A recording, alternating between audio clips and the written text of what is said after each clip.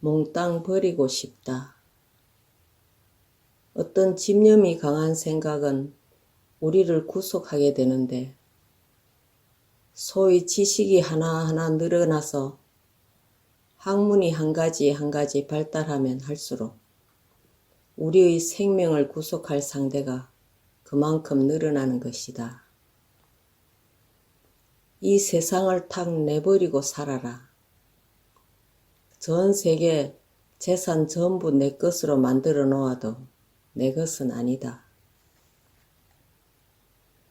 돈 100만 원 모아 놓으면 돈 한 장 한 장에 내가 구속되는 것이다. 지위가 높으면 높을수록 생명이 구속되는 것이고 좋은 마누라 얻어놓으면 그 마누라가 완전히 나를 구속하는 것이다. 본심자리, 마음자리 이것이 진짜 나다. 모든 생각의 주체인 자리이다. 이것이 모든 조화를 부리는 것이며 온 우주에 이 나를 안 거친 게 하나도 없다. 영웅이 되든지 바보가 되든지 일체 사건의 주체다. 모든 것 다 버리고 내 정신만 다소곳이 챙겨라. 거기는 호랑이도 못 가고 하나님도 못 가고 부처님도 못 가는 마지막 자리에 도사리고 앉게 되는 자리다. 그러면 그때는 이제까지 쓸데없는 생각을 했구나. 엉뚱한 데 집착을 했구나 하는 것을 알게 된다. 무언가 미련이 남아있기 때문에 그것이 잠재의식이 되어가지고 마음의 본연 자세가 드러나지 못하는 것이다. 미련만 근본적으로 끊어지면 잠재의식이 완전히 없어진다. 부처님은 아무 생각 없이 남과 얘기하고 음식을 잡수셔도 누가 무엇을 물어도 사실대로 받아들인다. 아무 조건이 없기 때문이다. 우리는 모두 자기 기분에 따라 싸우고 이해에 끌려 남과 통할 수 없다. 제일 가까운 내외 사이에도 통하지 않는데 누구와 통할 수 있는가? 모든 생각을 초월했을 때, 아무 생각도 없을 때, 또는 그 이상 더 신선할 수 없을 때, 모든 제약도 복도 초월했을 때, 기분을 떠난 때, 이때가 정말 참 자기이니 이때에야 비로소 서로 이해가 되고 모든 것이 다 통할 수 있을 것이다. 부처님께서 오고 가고 밥 얻으러 나가고 공양 자시고 하는 것이 다 마음 그대로의 인생 전체다. 모든 것을 초월한 이것이 진화 행세도 하고 가하 행세도 하는데 우주의 핵심이 이것이고 다른 것이 아니다. 가령 우주를 나누면 죽은 것 한쪽과 산 것 한쪽에서 구별된다. 여하튼 어떻게 살아있든 산 것은 산 것이다.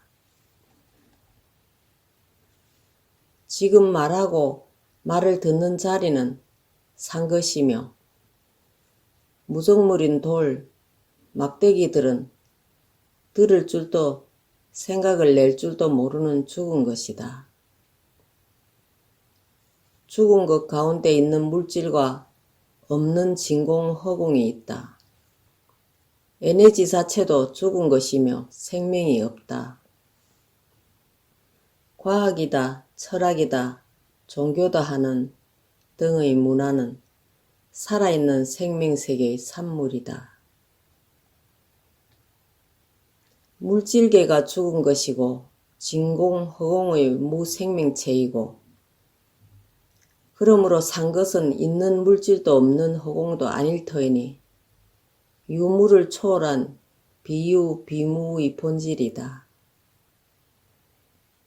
본래 생길 수도 없어질 수도 없는데 진공마저 초월한 이 마음자리는 모든 것을 초월했고 그러니 영원히 살아있으며 대자유며 절대 평등한 것이다.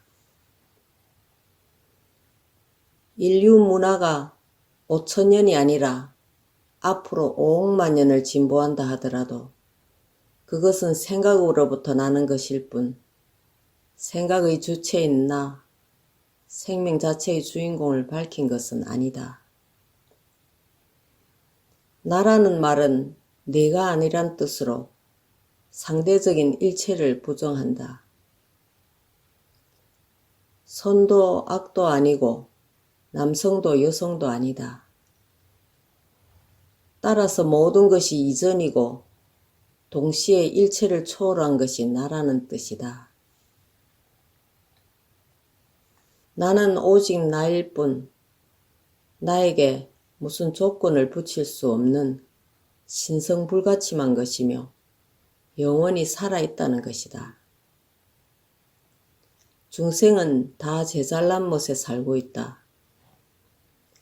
부처님 말씀에 중생을 제도하라 하시면서 제도했다는 생각이 있으면 아상, 인상, 중생상, 수자상이 있는 것이므로 보살이 아니다 라고 하셨다. 결국 사상이 있으면 떨어진다는 것인데 이 사상은 곧 나로부터 벌어진다. 나란 생각은 본래부터 있는 생각이 아니고 객관을 상대할 때 나라는 생각을 낸다. 그러나 이 생각이 사람을 대표하는 것은 아니며 우리의 주체가 될 수 없다. 지금은 이 물건을 사랑하는 마음을 내다가도 얼마 안 가면 싫어지고 미워한다. 이와 같이 종잡을 수 없는 생각이 자기의 바탕일 수는 없고 그런 것을 좋다 싫다 하고 생각해내는 주체가 나일 수밖에 없다. 마음이 무엇인지 내가 무엇인지를 모르면 제정신이 없는 사람이기 때문에 노름꾼을 만나면 노름쟁이가 되고 술꾼을 만나면 술꾼이 되고 아펜쟁이를 만나면 아펜쟁이가 되고 도둑놈을 만나면 도둑이 되고 깡패 만나면 깡패 되어 온갖 곳으로 다 끌려다니며 마음에도 없는 일을 시키는 대로 종로를 하느라고 온갖 고생을 다 한다. 그러니 자기를 아는 사람, 마음을 깨쳐 주객을 초월하여 부처를 안 사람은 누구를 따라가더라도 거기 따라가서 나한테나 남에게나 이익이 되면 따라가지만 이익이 안 되면 안 간다. 자기를 모르는 사람들 따라다니면 덕될 것 아무것도 없다. 물질로 복을 짓는 것은 아무리 크다 하더라도 하나의 부분밖엔 안 된다.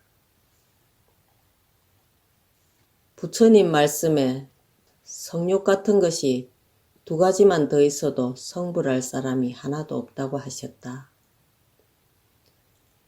돈에 대한 욕심, 명예에 대한 욕심 이런 것들은 한 번 결심하고 내던지면 돈을 봐도 욕심이 안 생기고 또 좋은 부귀공명, 높은 지위 그까짓 것 헌신짝처럼 볼 수 있지만 비구니가 미남자를 볼 때 생각이 아무래도 흔들리고 또 이제 비구가 미녀를 볼 때 아무래도 한 번 더 쳐다보고 안 보는 채 해도 옆눈으로라도 한 번 슬쩍 보게 된다. 그러니까 끊기가 참 어려운 것이어서 이놈 같은 것이 2가지만 있다면 성불할 사람 아무도 없다. 나를 죽이는 사람도 적이 아니요 살리는 사람도 은인이 아니다. 그런데 이렇게 나를 해롭게 하고 괴로움을 주는 사람한테 원한을 품지 않는 것은 오히려 쉽다.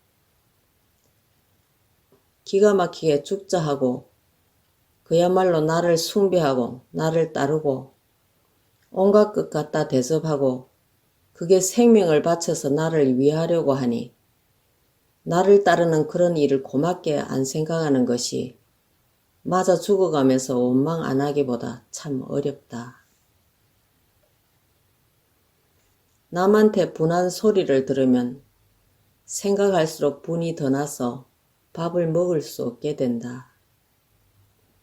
저녁에 드러누워 자려고 해도 잠이 안 와서 벌떡 일어나 앉게 된다. 날만 새봐라. 칼을 가지고 너 죽고 나 죽자 하고 분한 생각 하나로 골똘하게 될 뿐이다. 사람의 마음은 어떤 중대한 문제에 부딪히게 되면 딴 생각을 멈추고 한 가지 문제에 정신을 집중하게 된다. 사랑은 사랑을 부르고 화는 화를 낳는다. 우리는 부처님을 멀리에서만 찾으려 하는데 가장 가까운 내 마음 안에 계시면서 이 세상을 커다란 배로 한다면 그 배의 노를 젓고 있는 우리에게 이 세상의 거친 노도를 넘도록 무한의 힘을 불어넣어주는 은인으로 생각하여 그에 감사해야 하고 작은 일에서나 큰 일에서나 서로 사랑해서 부처님의 한 나무의 가지로 인식해야 하는 것이다. 무아의 사랑을 주는 자만이 그 사랑을 받을 것이다. 그리하여 염염이 마음의 고요를 찾아서 번뇌망상을 저버리고 고요한 마음의 힘을 길러 고요한 가운데서 부처님의 소리를 들어야 한다. 여기에 내가 있고 내가 살고 있는 생명의 소리를 들을 수 있는 것이다. 인간이란 본래 고요에서 와서 고요로 다시 돌아가는 것이다. 염불이나 참선하는 수도인들이 처음에는 잠과 잡념의 고통에 시달려서 공부가 잘 되지 아니하여 온갖 수단을 다 써본다. 밖으로 나가서 가벼운 운동을 해보기도 하고 산책을 하면서 공부를 계속 해보기도 하고 높은 나무에 올라가서 잠과 싸워보기도 하고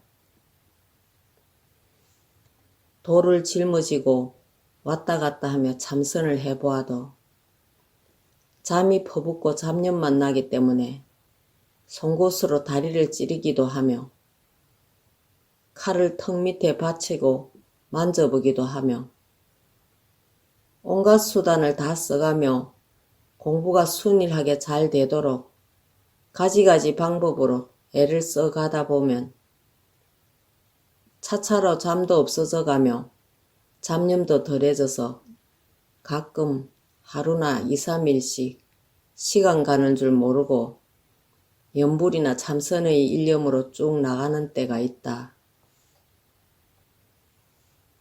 이렇게 되면 공부에 힘을 얻고 자신이 생겨서 공부할 재미가 붙는다. 이때를 놓치지 말고 용기 100배로 정진하면 멀지 아니하여 이 마음을 깨닫고 대도를 성취하여 생사를 초월하게 된다.